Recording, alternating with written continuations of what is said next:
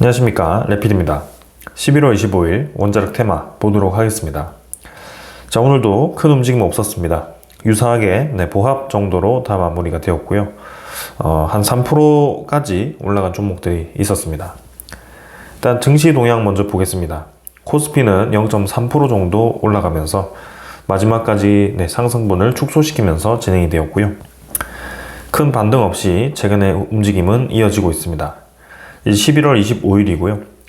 이번 주 마지막 날이 이제 리밸런싱을 하는 딱 그 날이죠. 그래서 그때까지 변동성이 있을 수 있습니다. 그래서 12월 장이 들어갔을 때는 이제 배당 관련 종목들이 배당 기준일까지 상승이 있을 수 있고요. 이 연말이기 때문에 연말을 마무리하는 그런 분위기로 시장이 흘러갈 가능성이 있습니다. 그래서 2026년까지 새롭게 이제 넘어갔을 때 분위기를 좀 봐야 되고요.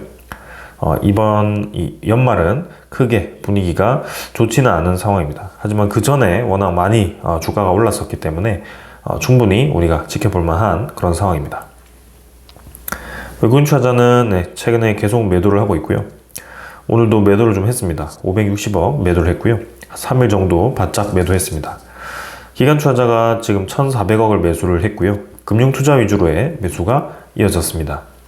그래서 금융투자가 외국인 투자자의 물량을 최근에 좀 계속 받아주고 있는데요. 향후 움직임을 지켜보도록 하겠습니다. 기관 투자자는 코스닥에서 1,100억 정도를 매수를 했는데 큰 반등 없었고요. 마찬가지 코스닥도 보합 정도로 크게 변화 없었습니다. 그래서 외국인 투자자는 매수 매도를 반복하고 있고 기관 투자자는 조금 매도를 했습니다. 그래서 뒤로 이제 넘어가겠습니다. 환율은 8.5원 정도 하락을 했고요. 1,466원으로 떨어졌습니다. 자, 유사한 구간에서 환율이 떨어졌습니다. 이렇게 환율이 눌러진다는 것은 어느 정도 인위적인 움직임일 가능성도 있고요. 방어 차원의 움직이거나 혹은 이제 다시 외국인 투자자에 대한 코스피의 매수 이런 부분들이 또 외국인 투자자로서 달러를 팔고 원화를 매입하는 오히려 이제 환율을 낮출 수 있는 방향으로 갈 수 있는 그런 상황으로 진행이 될 수 있습니다. 그래서 이렇게 올라갔다는 것은 계속 올라가기보다는 적정한 수준에서 눌러지는 시기도 있다라고 보시면 될 것 같고요.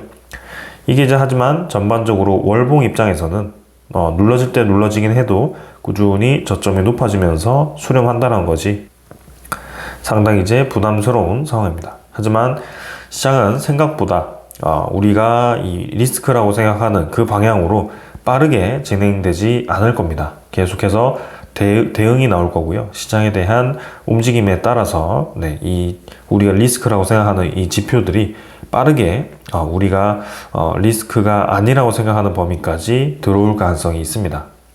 그래서 이번에도 계속 이렇게 환율이 올라갔을 때는 사실 우리나라 입장에서도 문제이지만 미국의 이 수입하는 입장에서도 달러에 대한 강세가 이렇게 과도하게 나타났을 때 오히려 수입하는 미국의 기업들이 타격을 받을 수밖에 없거든요. 그래서 그런 부분들이 계속 문제가 생길 수 있습니다.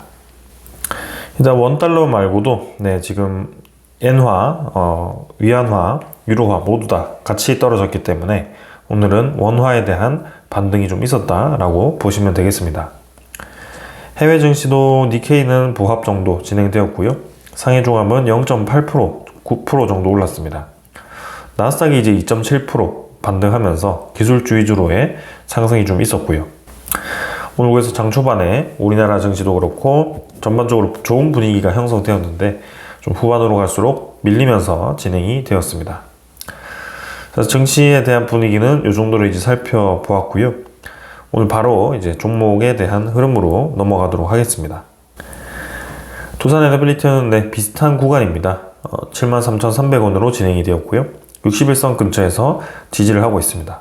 마찬가지 어제와 동일한 상황이기 때문에 빠르게 넘어가겠습니다. 외국인 투자자도 매도를 멈추고 매수로 전환을 했는데요.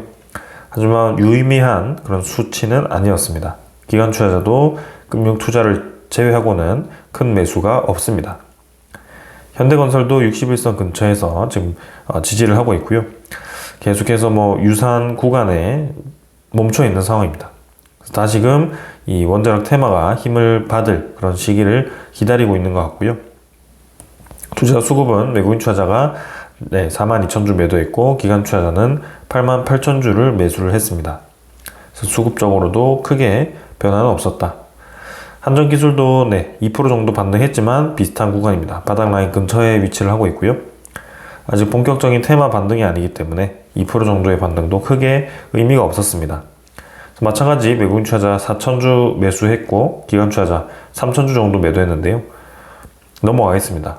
SNT에너지도 연일 매도가 계속 이어지면서 쭉 이렇게 떨어지고 있습니다. 오늘 지지하긴 했지만 사실상 이렇게 고를 파고 빠르게 반등시켜주는 이전의 패턴과는 다릅니다. 고를 계속 거래량을 눌리면서 죽이면서 쭉쭉 그냥 힘없이 흘러내리는 그런 방향을 보여주고 있고요. 21선도 꾸준히 지금 이제 평행하게 떨어지는 모습입니다. SNT에너지 계속 밀리고 있다. 외국인 투자자도 8,500주 매도, 기관 투자자 2,800주 매도했고요. 아직까지는 수급에 대한 그런 움직임과 그 다음에 이 거래량 이런 것들이 부족하다. BHI도 계속 비슷한 구간에서 바닥 라인을 형성하고 있습니다. 21선을 수렴시키면서 지금 니은자로 이렇게 주가를 형성하고 있습니다.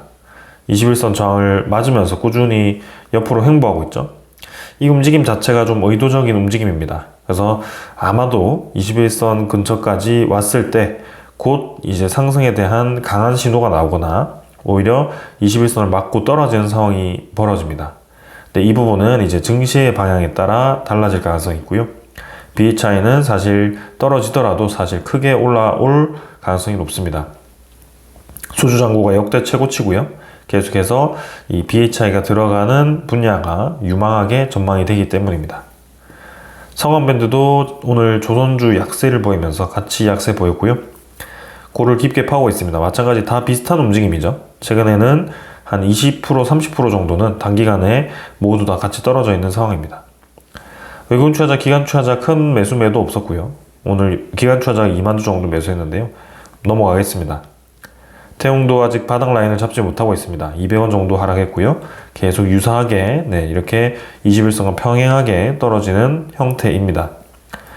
일별 거래량은 87,000주 계속 거래량이 줄어들고 있습니다. 점점 이제 수렴을 한다라는 뜻이겠죠. 그래서 적절한 시간에 이제 반등에 대한 신호가 나왔을 때 크게 움직임이 나올 가능성이 있다. 반등의 방향으로. 그래서 수량은 외국인 투자자 2,000주 매도, 기관 투자자 2,000주 매수했습니다. 우지는 마찬가지죠. 오르락 내리락 하면서 BHI처럼 21선과 수렴을 하고 있습니다. 여기서는 이제 쐐기형으로 수렴했기 때문에 두 방향이 나오게 되는데 증시가 만약에 또 AI 버블로 떨어지면 이렇게 떨어질 거고요. 이제 AI 버블이 별로 와닿지 않는다. 다시 AI는 버블 없이 갈 거다라고 한다면 빠르게 반등을 할 가능성이 높습니다. 외국인 투자자는 9만 주 정도 매수했고요. 기관 투자자는 10,000주 매도를 했습니다. 보성 파워텍도 유사하게 흘러갑니다. 21선 눌리면서 61선 올라오면서 쐐기형으로 수렴을 하고 있습니다. 적절한 구간에서 움직임 나올 거고요. 다 유사한 흐름을 지금 만들어 놨습니다. 그래서 외국인 투자자는 조금씩 매수를 하고 있는데요. 매도가 반복된다라고 보셔도 될 것 같습니다. 우리 기술도 3% 정도 반등했지만 사실 워낙 깊이 떨어졌기 때문에 반등에 대한 의미도 크게 없습니다. 지금은 반등다운 반등이라고 한다면 이 하락에 대한 절반을 메울 수 있는 강한 상승이 한 2, 3일 내에 빠르게 연속으로 나오는 것이 중요해 보이고요. 결국에는 시장에 대한 흐름이 더 중요합니다. 그래서 외국인 투자자가 이틀 정도 매수했지만 큰 의미 없다. 움직임을 계속 주시를 하도록 하겠습니다. 자, 오늘 이렇게 넘어가고요. 자, 그럼 시장에 대한 방향으로 다시 돌아와서 말씀을 한번 드려보겠습니다. 자, 오늘 드디어 트럼프가 원전 르네상스를 외치면서 중요한 성명을 했습니다. 이 내용은 조금 이따가 보고 지금 AI로 미국의 과학혁명을 다시 쓰겠다라고 행정명령에 서명을 했습니다. 제네시스 미션이죠. 그래서 저번 주부터 말씀을 드렸고 이번 주에도 이 소식이 나올 것으로 예상을 했습니다. 근데 이 소식이 나왔지만 생각보다 미국 관련 AI 종목들이 크게 올라가지는 않고 있습니다. 그러나 분명히 이제는 AI에 대한 투자가 또다시 활성화될 수 있는 방향이 제시되었고, 거기에 대해서 이 전 세계가 집중해서 움직이고 있다는 것이 보여지고 있는 상황입니다. 그래서 내용을 한번 살펴보겠습니다. 미국이 연방정부 차원에서 인공지능을 통한 과학연구 혁신을 추진을 합니다.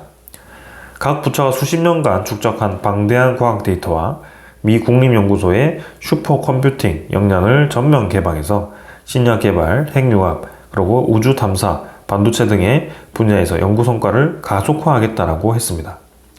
그래서 AI에 대한 그런 개발이 필요하다, 역량을 끌어올리자라는 이제 차원의 움직임이었습니다. 그래서 미국의 국가 연구 개발 자원을 통합하게 되고요. 엔비디아와 데일 등이 참여를 하게 됩니다. 그래서 이 프로젝트는 제네시스 미션이고요. AI를 활용한 과학혁신 촉진 프로젝트라고 보시면 될 것 같습니다. 자, 그래서 행정명령에 따라서 에너지부와 산하국립연구소는 연방정부가 보유한 과학 데이터를 한 곳에 모아서 활용하는 디지털 플랫폼을 구축을 한다라고 보시면 되고요. 이렇게 이제 엔비디아, 그 다음에 델 테크놀로지스, 휴렛 패커드 엔터프라이즈, 이런 AMD 등이 이제 슈퍼컴퓨팅 역량을 지원을 할 것으로 알려졌다라고 합니다. 그래서 이제는 멈출 수 없습니다. AI에 대한 개발은 결국에는 계속 필요하게 되어 있다. 그것을 사용할 수 있는 사용처가 지금 빠르게 마련이 되고 있고요. AI를 개발을 할 수 있는 그런 전력 인프라가 빠르게 늘어나고 있고요. 그 다음에 데이터 센터도 많이 늘어나고 있습니다. 그리고 그 사용처에서 생산에 대한 혁신이 일어나게 되고, 그 생산 혁신으로 인해서 주가가 올라가든지 아니면은 생산성이 높아져서 이렇게 기업의 이익률이 높아지고 기업의 이익이 높아진다. 근데 그것을 다시 AI에 투자를 하는 그런 상황이 나왔습니다. 그래서 이것이 또 AI를 고도화시키고 AI가 또다시 사용처에서의 생산 혁신과 주가를 끌어올리게 되고, 이 생산성을 높인 기업들이 또 많은 돈을 다시금 데이터 센터를 짓고 전력 인프라를 투자하게 되는 그런 사이클이 지금 완성이 되었습니다. 이 주가라는 것이 버블이 되긴 하겠지만 그것을 활용해서 AI에 다시 투자하는 사이클이 만들어졌기 때문에, 전에도 말씀드렸지만 AI라는 버블 자체는 안에 알맹이가 있다, 실체가 있는 버블이기 때문에 이 버블이 커진 만큼 실체도 같이 커지는 방향으로 가고 있더라. 그래서 빅 사이클이 가능한 것이고, 10년 내내 이렇게 계속 AI 버블이 커지면서 같이 알맹이가 커진다면 그냥 경제 자체가 커진다라고 보는 것이 맞습니다. 우리가 흔히 말하는 버블이라고 하는 것은 안에 실체가 없다, 알맹이가 없는 상황에서 과도하게 겉만 번지르르하게 부풀려져 있다, 이런 표현에서 이제 버블을 사용하게 되는데, 실제로는 그런 의미가 AI와 연결이 되지 않을 수가 있다는 거죠. 그래서 본격적으로 이제 그런 상황들이 연결이 되고 있고요. 이제 AI에 꽂힌 휴머노이드, 로봇 관련 종목들 혹은 로봇에 대한 산업들이 본격적으로 이제 활성화가 되었을 때는 또 한 번의 혁신이 일어나게 될 겁니다. 그래서 당장은 이제 전력 인프라, 그죠? AI 데이터 센터와 전력 인프라에 집중이 되어 있는데요. 이제는 그 AI에 대한 기술이 고도화되고 그것을 실제로 우리가 지금까지 보지 못했던 방향에 투입할 수 있게 되고, 그것을 통해서 엄청난 생산 혁신이 일어나고 생산성이 좋아진다면 산업혁명은 1차 산업혁명, 2차 산업혁명처럼 전 세계가 엄청나게 성장할 수 있는 기회가 생길 겁니다. 그래서 그 큰 그림을 지금 트럼프는 그리고 있고요. 트럼프 비롯해서 많은 전 세계 국가들, 기업인들이 그림을 그리고 있습니다. 그래서 그 중심을 지금 미국 주도로 가져가기 위해서 관세를 활용해서 지금 미국 투자를 이끌어냈고요. 그것이 현실화가 되고 있는 상황입니다. 아마존은 지금 데이터 센터가 벌써 전 세계 900개가 돌파가 되었고요. 아마존은 미국의 많은 빅테크 기업 중에 하나입니다. 근데 이 기업 자체도 벌써 데이터 센터가 900개 이상이 되고요. 미국 정부가 이제 AI 인프라에 대해서 중요성을 강조하고 있는데, 지금 아마존이 74조를 투자하겠다라고 했습니다. 아마존 돈 많이 잘 벌죠. 그래서 그 돈을 또 AI 인프라에 투자를 한다. 그러니까 돈이 지금 순환이 된다는 겁니다. 돈을 버는 족족 AI 인프라에 투자해서 더 AI를 개발시켜야지만 이제는 생존할 수 있는 이 상황이 만들어졌습니다. 뒤처지면 안 된다는 거죠. 왜냐하면 AI는 승자 독식의 구조로 갈 가능성이 높기 때문입니다. 그래서 AI에 대한 경쟁의 끝은 결국에는 승자 독식에 의해서 그동안 돈을 많이 투입했던 이제 두 번째 주자, 세 번째 주자가 만약에라도 이제 수익성이 떨어지고 필요성이 떨어진다면 그때서야 이제 버블이 터질 수가 있겠죠. 왜냐하면 그거는 이제 실체가 없는, 필요가 없는 기술이 되어버리기 때문이죠. 돈을 투입한 만큼 수익을 회수할 수 없는 구조가 되어버린 겁니다. 근데 그것은 좀 머나먼 얘기다. 왜냐하면 지금은 2등, 3등이 포기를 할 때가 아니라 1등을 따라잡기 위해서 노력을 하고 있다. 그래서 그런 투자가 계속 활성화되고 국가 간의 경쟁, 기업 간의 경쟁들이 이런 상황을 부추기고 있습니다.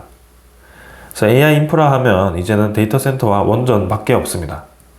재생에너지 중요하지만 근본적으로 데이터 센터를 돌릴 수 있는 것은 원자력 에너지와 SMR 그리고 LNG가 될 수 있습니다.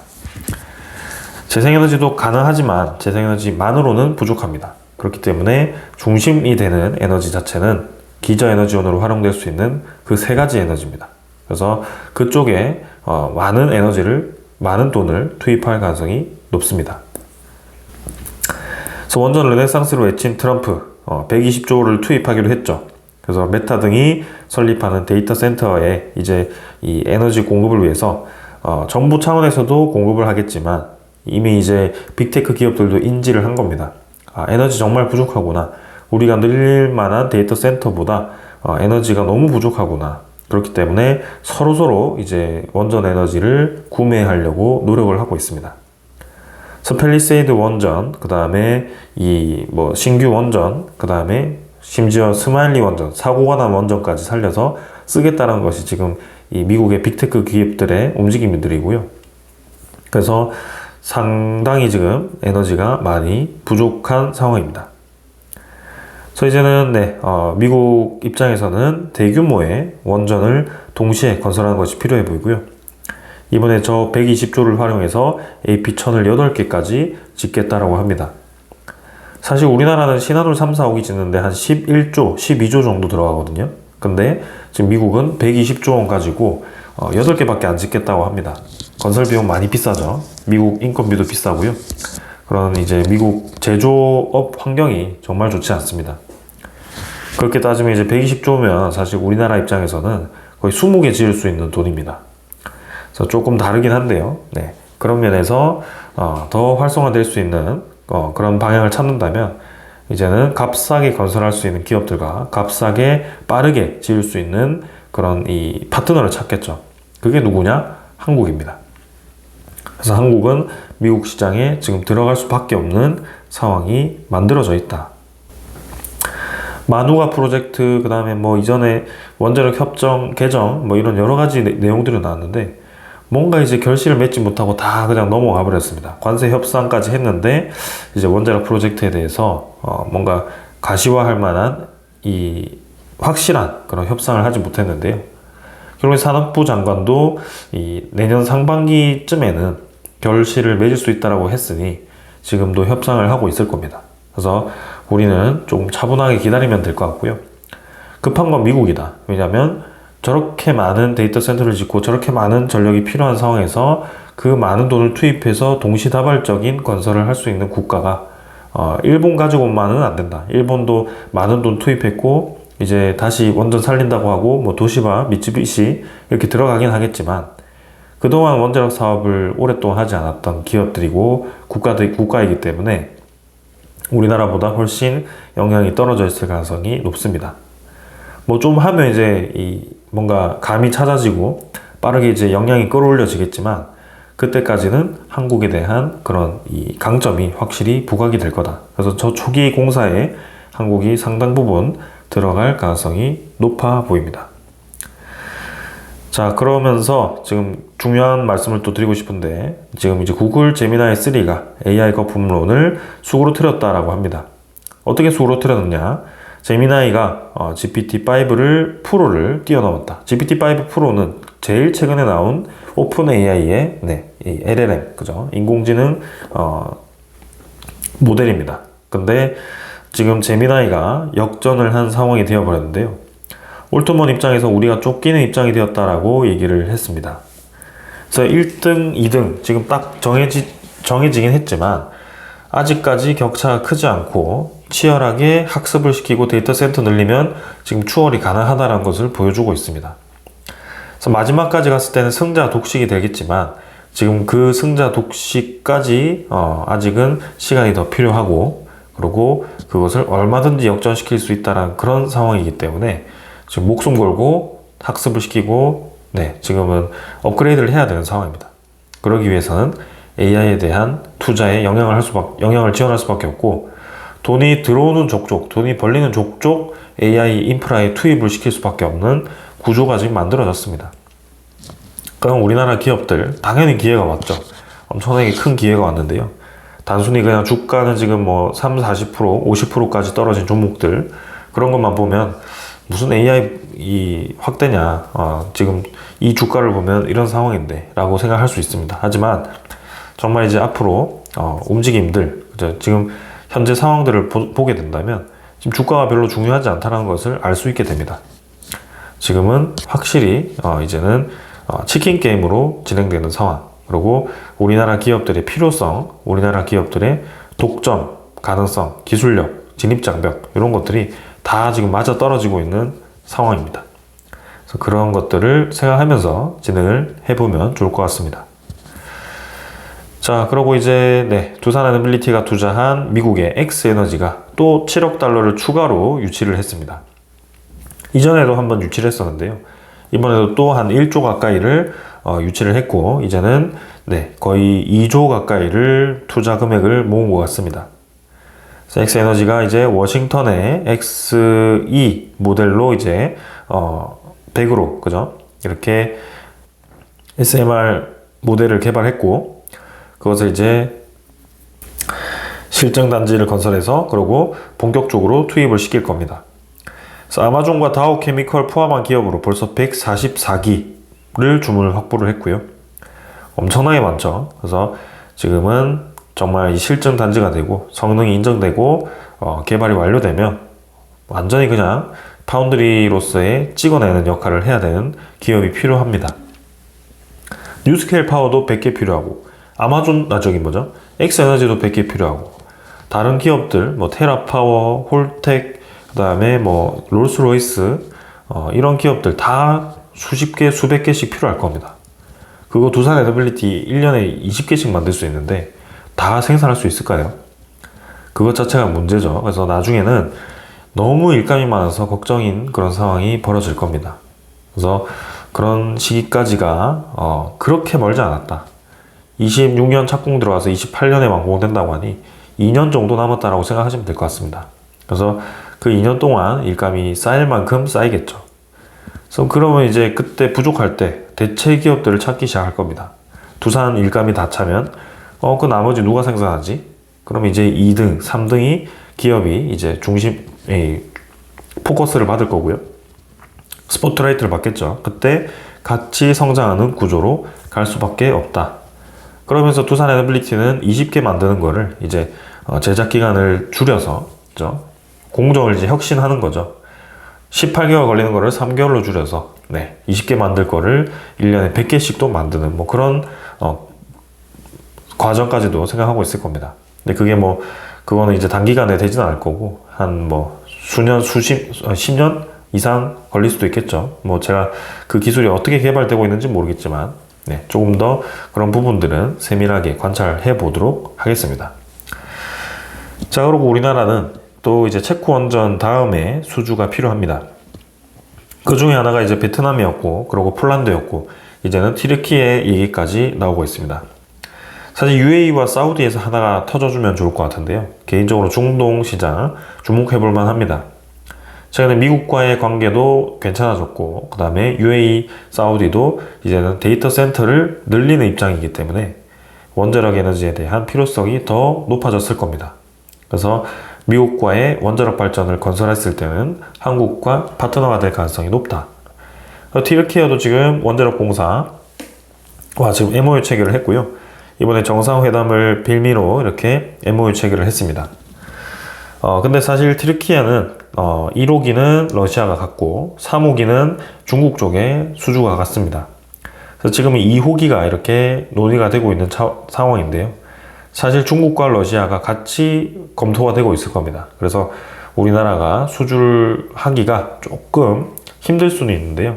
일단 MOU 체결하고 구체적인 이 논의가 오가는지 계속 주시를 해 보겠습니다. 우리나라는 사실 이제 러시아, 중국이 제외된 서방 시장에서 가장 경쟁력이 뛰어나기 때문에 그런 면에서 좀 좋았는데요. 사실 중국, 러시아가 포함된 아시아 시장, 그 다음에 저런 이 다른 국가 시장, 아프리카 시장 이런 데서는 우리나라가 사실 수주하기가 상당히 어렵습니다. 그리고 중국도 지금 UAE라든지 이런 쪽에 입찰을 들어오기 때문에 사실 중동 시장에서도 우리나라가 바라카 원전처럼 추가로 수주하는 것이 어려울 수도 있습니다. 그래서 그런 부분을 이해하고 정부가 대응을 해야 될 것 같고요. 일단은 대폭 지원이 필요하고, 그리고 국내 실증 단지도 당연히 계속 필요하다. 뭐가 건설을 해야지 노하우가 쌓이고, 그런 이제 업그레이드도 하고, 그죠? 그리고 이 기술 트렌드를 따라갈 텐데요. 우리나라는 짓지 말고 수출은 계속 하자. 이런 마인드는 절대 성공할 수가 없습니다. 그렇기 때문에 그런 면을 가지고 이제 12차 전력 수급 기본 계획을 잘 짰으면 좋겠고요. 네. 그렇게 한번 기다려 보도록 하겠습니다. 일단 세계 방향은 정해졌습니다. 계속해서 AI 기술의 치킨 게임식으로 경쟁 구도로 투자가 이루어질 거고요. 국가 간의 경쟁도 있겠지만 이제는 기업 간의 경쟁이 있습니다. 특히 미국 같은 경우는 저렇게 많은 기업들이 자율적으로 자율 경쟁을 하기 때문에, 치열하게 경쟁을 하기 때문에 기술에 대한 그런 발전도도 상당히 높습니다. 우리나라와는 조금 다르죠. 우리나라는 대기업 위주로의 저런 이 움직임이 있다면 미국은 동시다발적으로 수십 개의 업체들이 뛰어들고 거기에서 기술을 개발하고 서로 경쟁을 합니다. 그래서 저렇게 이제 오픈 AI라든지 제미나이 이런 것들이 이제 등장하기 시작했고요. 사실 마이크로소프트도 이제 무시할 수 없죠. 그리고 메타 이런 모델들도 곧 나올 겁니다. 그래서 계속 이런 경쟁들이 전력에 대한 수요를 증가시킬 거고, 그리고 그 수요에 대한 투자를 해야 되는데 그 투자금은 또 빅테크 기업들이 얻은 수익으로 또 투자를 할 거고, 그리고 미국 정부라든지 여러 세계 정부에서 투자를 할 겁니다. 그래서 버블이 지금 이루어질 수가 없는 상황이죠. 그래서 돈이 빠르게 돌기 시작할 거다. 그래서 그런 부분들을 이해하고 계속 이 시장을 접근하면 되겠고요. 주가는 주가일 뿐이다. 현재 버블에 의한 주가 하락은 곧 올라갈 수밖에 없다라고 생각을 합니다. 자, 오늘 여기까지 하겠습니다. 감사합니다.